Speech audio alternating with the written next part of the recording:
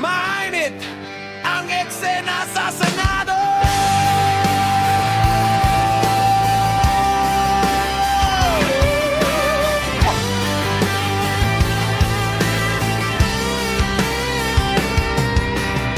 Nagsimula sa committee assignments,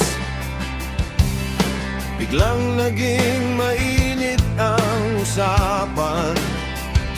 Sinabi ni Rafi Tulfo na antala ang mga panukalang batas dahil di pa ayos ang komite ng minority senators.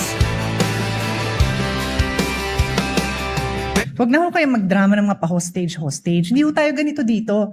Pero dumepensa si Pia Cayetano, wag nang magdrama, sabi niya, tungkol sa pagka-hostage ng bells. Dito pumasok si Tulfo.